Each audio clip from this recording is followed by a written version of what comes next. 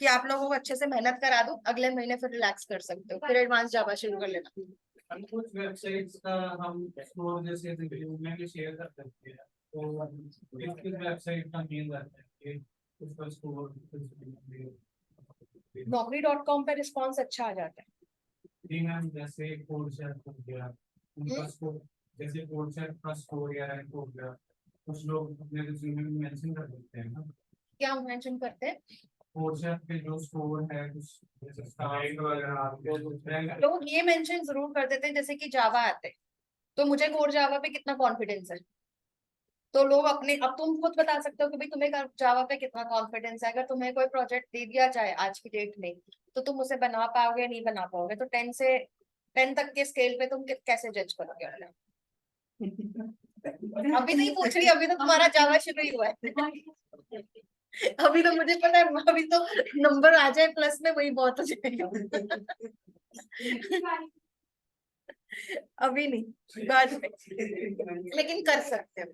जैसे अगर कोई भी क्वेश्चन, देखो आपका जब ऑब्वियसली बात है यार, देखो अभी तो आपका स्टार्टिंग ही है, तो जब आप लोगों का कोर्स खत्म होगा, तो मैं तभी तो कह रही हूँ प्रैक्टिस इज द मेन की। सिंपल सी बात है, एक कॉन्सेप्ट पे चलो कि भाई जो पढ़ाया गया है वो पहले तो पढ़ना है, लर्न करना है, समझना है अच्छे से, फिर उसको प्रैक्टिस करना है। ठीक है, लर्न एंड प्रैक्टिस का फॉर्मूला अपना लोगे ना, अपने आप आपका सारा कोर्स ढंग से हो जाएगा। बस रोज अपने लिए एक टाइम सेट कर लो कि भाई मुझे अपने आप को 2 घंटे, कुछ भी हो जाए घर में काम कुछ भी आ जाए, 2 घंटे मुझे बैठना ही बैठना है, चाहे मैं रात को बैठ। एक अपना ना मतलब प्रॉपर एक रहना चाहिए सेट। उससे क्या रहता है, आपका कोर्स ढंग से भी होगा और आपका समझ भी आएगा कि और ओके। तो ये चीज रहनी चाहिए, रेगुलरिटी जो है ना वो बहुत जरूरी होती है, कुछ भी सीखना है उसके अंदर। जब तक रेगुलरिटी नहीं होगी कोई फायदा नहीं। चलिए फिलहाल आ जाते हैं यहाँ पर मेथड ओवरलोडिंग, सॉरी रिकर्जन के बाद में हम अपना अगला जो कॉन्सेप्ट आज शुरू कर रहे हैं, क्योंकि मैंने कहा था ना छोटे छोटे कॉन्सेप्ट्स तो हमारे हो रहे हैं। अब इसी के अंदर आप लोगों को मैं एक नया कॉन्सेप्ट आज शुरू करवा रही हूँ, that's called inheritance. So inheritance क्या होती है, कैसे वर्क करती है जावा में, एक बार इसको हम समझेंगे भी और देखेंगे।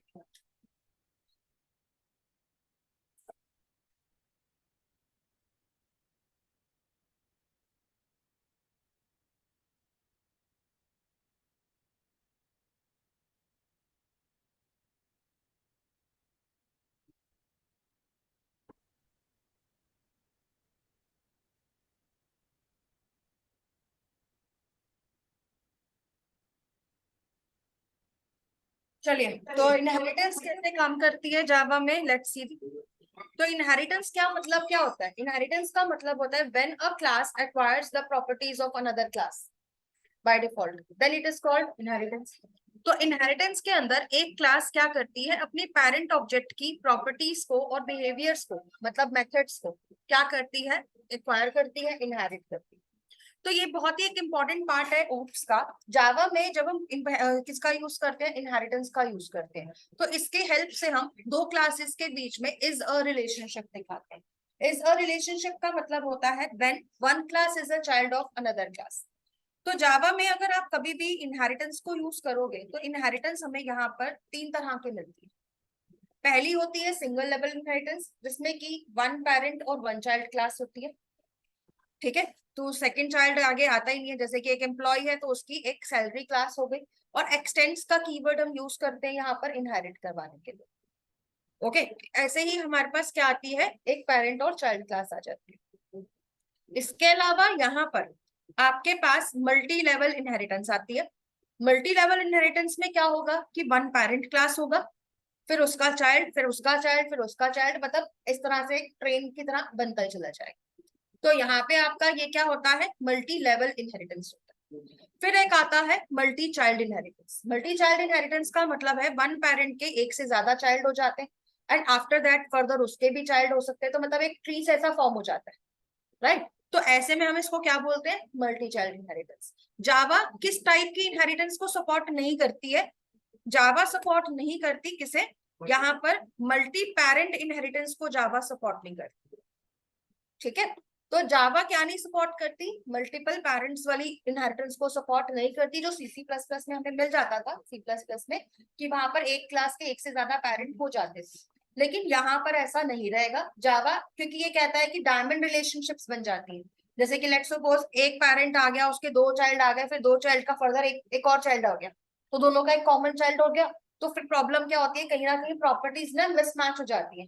फिर ऐसे में ध्यान रखना मुश्किल हो जाता है कि किसका वेरिएबल कहाँ से आ रहा है, राइट। तो ऐसी जो कंफ्यूजन वाली सिचुएशन है ना, जावा कहता है इसमें हमें नहीं जाना। तो बेटर है कि हम इस वाली टाइप की इनहेरिटेंस को यूज ना करें। ओके, तो इसी वजह से जावा ने क्या कर दिया, मल्टीपल पेरेंट वाली जो इनहेरिटेंस थी इसको हटा ही दिया। ओके, तो इस वजह से यहाँ पे हमें इस टाइप की इनहेरिटेंस नहीं मिलती। तो हमें मेनली यहाँ पर तीन तरह की इनहेरिटेंसेस को पढ़ना है, सिंगल लेवल, मल्टी चाइल्ड, ठीक है, एंड मल्टी लेवल इनहेरिटेंस। तो तीनों तरह की इनहेरिटेंसेस को देखेंगे। तो सबसे पहले तो मैं आप लोगों को तीनों कॉन्सेप्ट्स को इम्प्लीमेंट करके ही दिखा देती हूँ कि कैसे कैसे हम इनको इम्प्लीमेंट करेंगे। ओके, तो यहाँ पर आ जाते हैं एक्लिप्स के अंदर।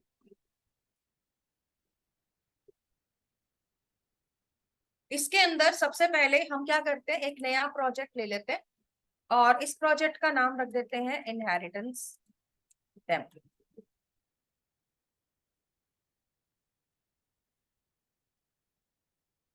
और यहाँ पर आकर एक क्लास ले लेते हैं।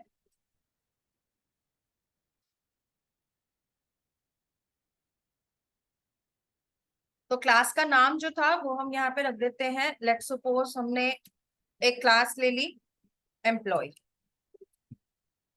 या फिर चलो सैलरी क्लास ले लेते हैं, और यहाँ पर हम इसको पैक 1 में डाल देते हैं। ओके, तो यहाँ पे हमने एक पैकेज 1 में क्लास ले ली सैलरी। अब सैलरी क्लास के अंदर मैंने क्या किया कि यहाँ पर आकर हमने कुछ वेरिएबल्स लिए, जैसे कि बेसिक सैलरी ले लिया, ठीक है। बेसिक सैलरी के साथ साथ में हमने क्या ले लिया, डीए ले लिया, टीए, पीएफ, और इसके साथ साथ में क्या ले लिया, एचआरए ले लिया, और एन सैलरी ले लिया, और यहाँ पे साथ के साथ में बोनस भी ले लिया, ठीक है। तो यहाँ पे हमारे पास क्या आ गया, सारी वैल्यूज का सेटिंग आ गया। अब जब हमारे पास सारी वैल्यू आ गई तो हम क्या करते हैं, यहाँ पर आते हैं और शिफ्ट एस करते हैं, जनरेट करते हैं गेटर एंड सेटर्स। तो मैं ना यहाँ पर सबके गेटर सेटर नहीं ले रही, मुझे यहाँ पर सेटर चाहिए। किसका सेटर चाहिए, तो पहले तो मैं लेती हूँ सिलेक्ट सेटर्स, और सेटर्स पे जाकर हम क्या करते हैं, यहाँ पे मुझे सिर्फ बेसिक सैलरी का सेटर चाहिए, बाकी सब तो मेरा कैलकुलेट हो ही जाएगा बेसिक सैलरी के बेस पे। ओके, तो बेसिक सैलरी का क्या ले लेते हैं, सेटर मेथड उठा लेते हैं, और गेटर सबके ले ले चाहिए तो, ठीक है। या फिर अभी गेटर्स की भी जरूरत नहीं लग रही, मैं टू स्ट्रिंग मेथड ले लेती हूँ, क्योंकि मुझे सबको एक साथ में प्रिंट करवाना है, ठीक है, एक ही बार में काम खत्म करेंगे। तो फिलहाल मुझे जरूरत लग रही है किसकी, सिर्फ और सिर्फ टू स्ट्रिंग की, जिसके हेल्प से सारी वैल्यू आ जाए सैलरी की, ठीक है। तो जिसकी जरूरत है सिर्फ उसको लो। तो यहाँ पे आपके पास क्या आ गई, सैलरी की डिटेल्स भी आ गई। तो यहाँ पे मैं क्या करती हूँ, इसको जरा स्लैश एन लगा के क्या लिख देती हूँ, थोड़ा बेटर से लिख देती हूँ, बेसिक सैलरी, और यहाँ पर भी थोड़ा सा बेटर बनाते हैं, मतलब थोड़ा सा फॉर्मेटिंग कर लेते हैं अपने हिसाब से। तो यहाँ पे हम क्या ले रहे थे, स्लैश एन, और यहाँ पे आ जाएगा डीए,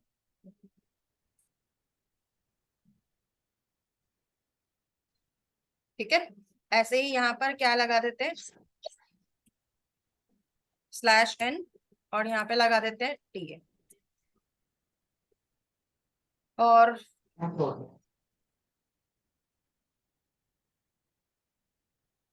यहाँ पे ले लेते हैं स्लैश एन पीएफ,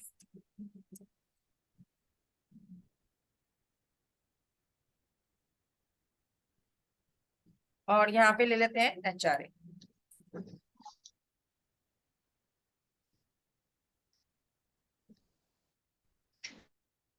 और यहाँ पे हम ले लेते हैं सारा कर लेते हैं बस। Net salary. दूसरा इथी कर लेते क्लास।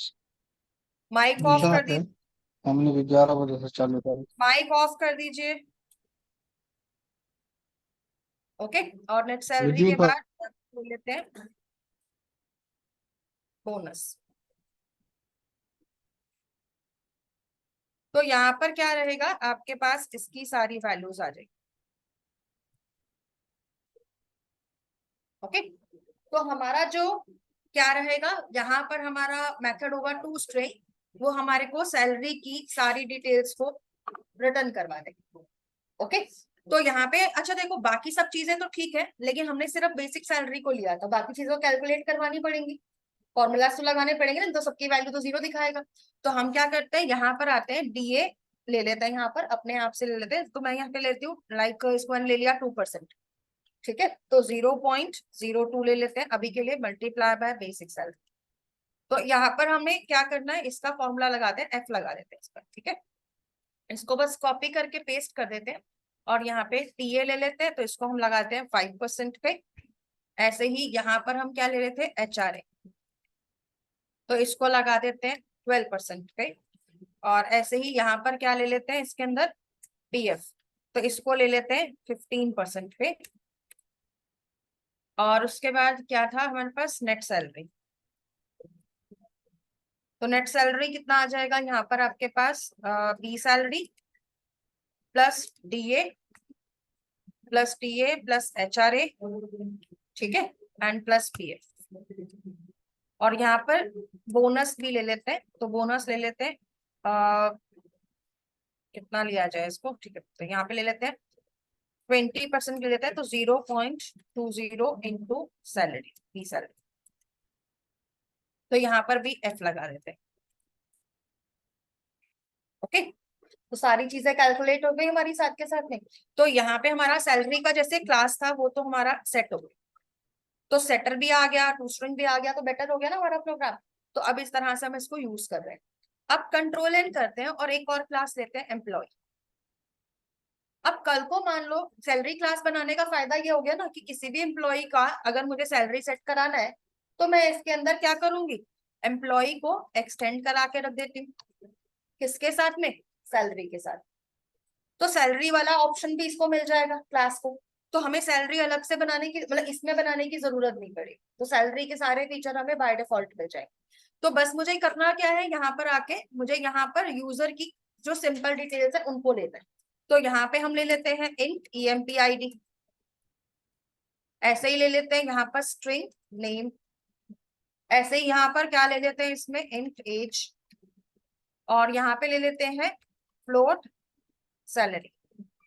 ओके, सॉरी सैलरी नहीं लेते, इसको छोड़ देते हैं। तो आईडी नेम एज आ गया, ठीक है, तो ये वाली वैल्यूज भी आ गई। और इसके साथ में अगर स्ट्रिंग में एड्रेस लेना है, तो एड्रेस भी आ जाएगी। अब क्योंकि ये तो अलग अलग सेट होने, इनमें तो ऐसा नहीं है ना कि एक से सारे सेट हो जाएंगे, तो मैं इसके गेटर एंड सेटर्स भर देती हूँ। तो सिलेक्ट करवा दिए गेटर सेटर, और ऐसे ही यहाँ पर और शिफ्ट प्रेस करके जनरेट करा देते हैं टू स्ट्रिंग, ठीक है। तो टू स्ट्रिंग भी आ गया, जिससे कि हमारे पास एम्प्लॉय की डिटेल्स आ जाएंगे। तो हम यहाँ पे लिख देते हैं एम्प्लॉय डिटेल्स। अब यहाँ पर हम क्या करते हैं, इसे भी थोड़ा फॉर्मेट करके लिख देते हैं। तो यहाँ पे आप क्या लिख दीजिए, इसमें ले लेते हैं एम्प्लॉय आईडी।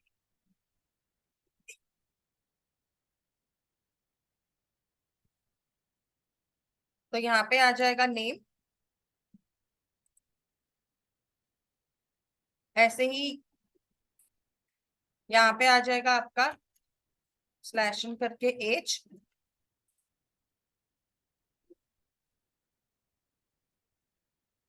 और यहाँ पे आप एज की वैल्यू को ले लीजिए।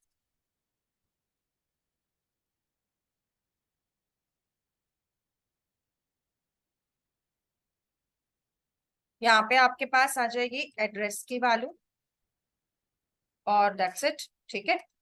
और इसके साथ साथ में आपको यहाँ पर क्या मिल जाएगी, सारी वैल्यूज मिल जाएगी। अब अगर मान लो आप कल को यहाँ पर आके कुछ भी काम कराते हो, और आप चाहते हो कि यार साथ में सैलरी भी प्रिंट हो जाती तो ज्यादा अच्छा था ना, ठीक है, क्योंकि दोनों के पास टू स्ट्रिंग है। और जब ऐसा कुछ होता है ना कि दोनों क्लासेस के पास, पेरेंट चाइल्ड के पास क्या होता है, एक ही मेथड होता है, तो वो हमेशा चाइल्ड को कॉल करता है। तो उसको बोलते हैं मेथड ओवरराइडिंग, जो हम पढ़ेंगे अभी आगे चल के। और लेकिन ऐसे में मुझे सैलरी की डिटेल्स भी साथ के साथ तो चाहिए ही होंगी, तो हम क्या करेंगे, यहाँ पर हम सैलरी डिटेल्स भी प्रिंट करवा सकते हैं। कैसे करा सकते हैं, देखो आप लोगों को मैंने एक सुपर कीवर्ड बताया था जब हम एक्सेप्शन हैंडलिंग कर रहे थे। क्या बताया था मैंने, कि वो पेरेंट को कॉल करता है।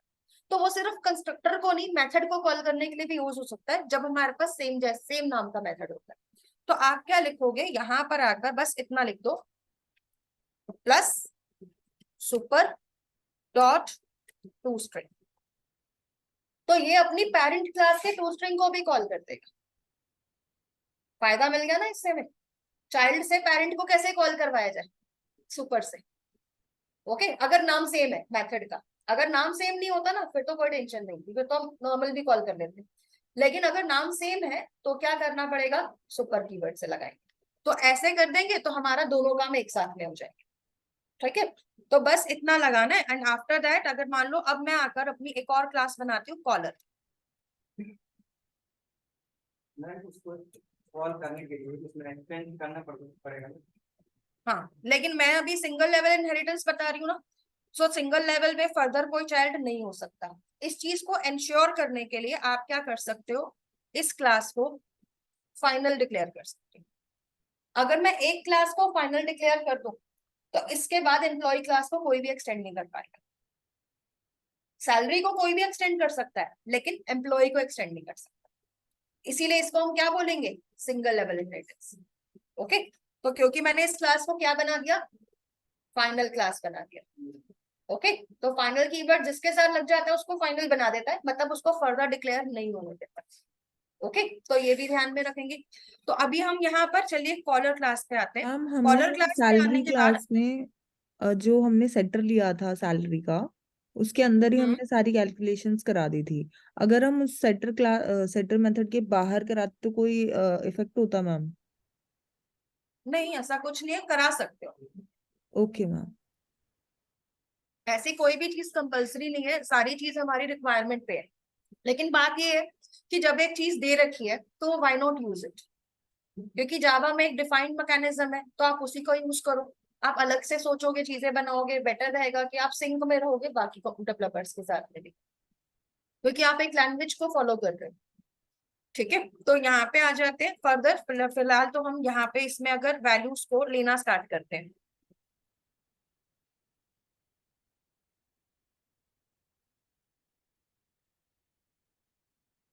अब अगर मान लो मुझे एम्प्लॉय का क्या लेना है, आईडी, तो हम यहाँ पर क्या लेंगे, सबसे पहले तो सिर्फ और सिर्फ एम्प्लॉय का ही ऑब्जेक्ट क्रिएट करेंगे। मतलब मुझे यहाँ पर बिल्कुल भी सैलरी का ऑब्जेक्ट बनाने की जरूरत ही नहीं। ओके, सैलरी का कोई ऑब्जेक्ट नहीं बनाना है, सिर्फ एम्प्लॉय क्लास का ऑब्जेक्ट क्रिएट करना। तो अब देखो, अगर मैंने लिया emp dot set emp id में आए sc डॉट नेक्स्ट इंट, इसी में करा। अब यहाँ पर क्योंकि मुझे अगली चीज नाम लेनी है, तो मैं यहाँ पर नेक्स्ट लाइन एक्स्ट्रा लगा देती हूँ ताकि ये गार्बेज वैल्यू को फ्लश आउट कर दे। एंड फिर हम यहाँ पे लिखेंगे एंटर नेम। तो अगर नेम लेते हैं तो emp dot set name sc dot next line. ठीक है, और इसके बाद क्या लेना था हमें, एज भी लेना था। या चलिए पहले एड्रेस करवा लेते हैं, एड्रेस। तो अगर एड्रेस लेना है तो emp dot set address sc dot क्या आ जाएगा, नेक्स्ट लाइन। ऐसे ही यहाँ पर हम क्या ले लेंगे, एंटर एज, और यहाँ पे ले लेते हैं emp dot set age sc dot next age. और यहाँ पर हमें अगली चीज क्या लेनी है, एंटर सैलरी। मान लो आप एक पे स्लिप के ऊपर ही बना रहे हो, पे स्लिप जनरेट करने का ही सॉफ्टवेयर बना रहे हो, प्रोग्राम बना रहे हो, तो क्या करोगे उसके अंदर आप, इसी तरह की आपको लिखनी पड़ेंगी कोडिंग्स। तो यहाँ पे आप क्या लिखेंगे, emp dot set basic salary, तो sc डॉट नेक्स्ट फ्लोट करके वैल्यूज ले लीजिए। जैसे ये वैल्यू जाएंगी हमारे पास क्या होगा, सारी वैल्यू आ चुकी है। अब बस मुझे क्या करना है, मुझे emp को प्रिंट करा। अब जैसे ही emp को प्रिंट कराऊंगी, एम्प्लॉय की डिटेल भी आ जाएगी और सैलरी की डिटेल भी आ जाएगी। आ जाएगी ना, एक ही ऑब्जेक्ट में बाइंड होके। So this is what called object oriented programming. एक ऑब्जेक्ट में हमने मल्टीपल वैल्यूज को बाइंड करवा दिया, ओके, एंड आफ्टर दैट हम उस सिंगल ऑब्जेक्ट की हेल्प से उसको कहीं से भी गेट करा सकते हैं, राइट। तो ये फायदा है ना हमारे को काम करने का इसके साथ में। तो बस एक बार स्ट्रक्चर बनाना है and after that you can use it anywhere. तो अब देखिए यहाँ पर हमने क्या लिया, इसके अंदर आईडी लिया, नेम ले लेते हैं, एड्रेस ले लेते हैं, एज डाल दिया एंड बेसिक सैलरी डाल दिया। सारी चीजें आ गई अपने आप, कैलकुलेशन भी हो गई और प्रिंट भी हो गई, राइट। तो इस तरह से आप क्या कर सकते हो, यहाँ पे इनहेरिटेंस का यूज कर सकते हो। तो एक ही ऑब्जेक्ट की हेल्प से हमने दो क्लासेस का यूज किया। तो ये है आपकी इनहेरिटेंस सिंगल लेवल की। तो इतना समझ में आया कैसे वर्क कर रहे हैं, ठीक है। तो इस तरह से ही हमारे कॉन्सेप्ट्स यूज होते हैं ऑब्जेक्ट ओरिएंटेड प्रोग्रामिंग के। तो ऑब्जेक्ट ओरिएंटेड प्रोग्रामिंग कहती है कि काम को जितना बेटर कर सकते हो उतने बेटर तरीके से करो, ओके, और कम से कम ऑब्जेक्ट्स का यूज करके करना पड़े, इसीलिए इनहेरिटेंस का कॉन्सेप्ट आता है, ओके। तो इस वे में आप सिंगल लेवल इनहेरिटेंस को अपने प्रोग्राम्स में अप्लाई करोगे। क्लियर है इतना सबको। तो इसका जो सेकंड लेवल है वो मैं कल की क्लास में कराऊंगी। तो मुझे पढ़ाना है मल्टी लेवल इनहेरिटेंस, ठीक है। तो एक आइडिया, तो मुझे आप लोग कल ये बताओगे कि मैं कौन से कॉन्सेप्ट पे प्रोग्राम सिखाऊं, ठीक है। तो आप आइडिया सोच के लाएंगे। तो इसमें हमें करना ये है कि जैसे होता है ना किसी चीज के मल्टीपल वर्जन्स आ जाते हैं, जैसे कि हो सकता है आज से 20 साल पहले एक चीज मार्केट में आई हो, नहीं, फिर क्या हुआ हो 2 साल बाद या 5 साल बाद उसका एक सेकंड वर्जन आ गया हो, वेरिएंट आ गया हो, फिर उसके बाद उसका एक और इम्प्रूव्ड वर्जन आया हो, फिर उसका एक और इम्प्रूव्ड वर्जन आया हो, ठीक है। तो मुझे ऐसा कुछ एग्जाम्पल चाहिए मल्टी चाइल्ड इनहेरिटेंस के लिए, मल्टी चाइल्ड के लिए, सॉरी, मल्टी लेवल इनहेरिटेंस के लिए, क्योंकि हम उसी के ऊपर फिर प्रोग्राम बना देंगे। तो मुझे कोई कॉन्सेप्ट सोच के बताना कल कि कौन से वाले पे हम बना सकते हैं, और मल्टी चाइल्ड पे भी बताना जिसमें कि एक ही चीज के मल्टीपल टाइप हो सकते हैं, ठीक है। तो मुझे ये दो चीजें बतानी है, दो एग्जाम्पल आप मुझे बताओगे, मैं उसी पे कल आपको दोनों की दोनों इनहेरिटेंस समझाऊंगी, ठीक है। तो ये चीज काम करके लाना बस, और बाकी इसको प्रैक्टिस कर लेना, क्योंकि मैंने आपको कहा ही था कि यहाँ पर सारा क्या है, कॉन्सेप्ट बेस्ड प्रोग्रामिंग है। ऊप्स जो है वो समझने की चीज है, जितना अच्छे से समझोगे उतना ज्यादा आपको क्लियर होगा, आगे चल के उतना ही बेटर प्रोजेक्ट बनाओगे, ठीक है। तो इसमें मैं ज्यादा काम नहीं दे रही, सिर्फ रिकर्जन के 2 प्रोग्राम्स है और इनहेरिटेंस का ये दे रही हूँ, समझ लीजिए, इसको समझ लीजिएगा। हेलो मैं शेयर कर देती हूँ। हाँ जी, जल्दी बताइए क्योंकि ना बच्चे वेट कर रहे हैं, तो मैं फटाफट से क्लास ओवर कर रही हूँ इसके बाद। मैम जो एक पैकेज जल्दी मैम एक बताइए, चीज पूछनी एक थी। मिनट हेलो का जाओ। हाँ जी बताइए। मैम, फाइनल में अगर अपन ने किसी को फाइनल डिक्लेयर कर दिया तो उसको अपन एक्सटेंड नहीं कर सकते, लेकिन यूज तो कर सकते हैं ना। फाइनल में क्या नहीं कर सकते? मैम एक्सटेंड तो उसको नहीं कर सकते, आपने बताया, ठीक है, बट उसको यूज तो कर सकते हैं मैम। उसको यूज कर सकते हैं, हाँ यूज कर सकते हैं, अभी हाँ तो लग उस रहा है क्लास को। यूज कर सकते हैं, ऑब्जेक्ट भी बना सकते हैं, हाँ कुछ भी कर सकते हैं, बस उसको एक्सटेंड नहीं कर सकते, ठीक है। ठीक। तो ये चीज रहेगी, बाकी मैं फाइनल का और भी बताऊंगी यूज आप लोगों को साथ के साथ में कि क्या यूज होता है इसका और भी, ठीक है। चलिए फिलहाल मैं क्लास को रैप अप कर रही हूँ, आपको मैं प्रोग्राम शेयर कर देती हूँ, डॉक फाइल भी शेयर कर देती हूँ। तो आप लोग प्रैक्टिस कर लेना, समझ लेना, कल की क्लास में हम आगे देखेंगे, और 2 एग्जाम्पल सोच के आना जरा, अभी से ठीक है, अच्छी बात है, फास्ट ट्रैक माइंड है, ठीक है। चलिए एसक्यूएल की क्लास के लिए, सॉरी एसक्यूएल तो फिनिश हो गया, जेडीबीसी की क्लास के लिए आप लोग दोबारा ज्वाइन कर लीजिए 2 मिनट में।